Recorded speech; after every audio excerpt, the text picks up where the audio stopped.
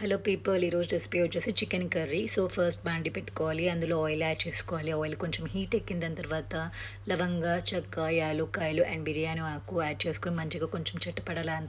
దాని తర్వాత ఏమో ఆనియన్స్ యాడ్ చేసుకొని మంచిగా సాటే చేసుకోవాలి. దాని తర్వాత ఏమో 5 to 6 గ్రీన్ చిల్లీ యాడ్ చేసుకొని మంచిగా కలుపుకున్న దాని తర్వాత 3 big tablespoons of ginger garlic paste add చేసుకోవాలి. సో నేను ఇక్కడేమో 2 kgs ఆఫ్ చికెన్ తీసుకుంటున్నా కాబట్టి నేనేమో 3 tablespoon యాడ్ చేసుకున్నాను. అది కూడా ఏమో చికెన్ ఏమో స్కిన్ ఉన్న చికెన్ తీసుకుంటున్నాను. అండ్ నేనేమో salt, red chilli powder and పసుపు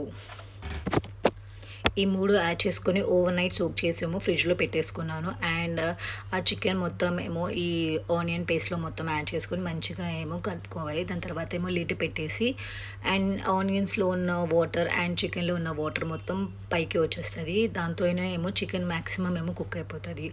మళ్ళీ ఏమో ఆ కుక్ అయిన చికెన్లో ఏమో కోకోనట్ పేస్ట్ యాడ్ చేసుకొని మంచిగా సాటే చేసుకొని ఇంకో 10 to 15 minutes ఏమో సిమ్లో పెట్టుకొని మనమేమో మంచిగా కుక్ చేసుకోవాలి.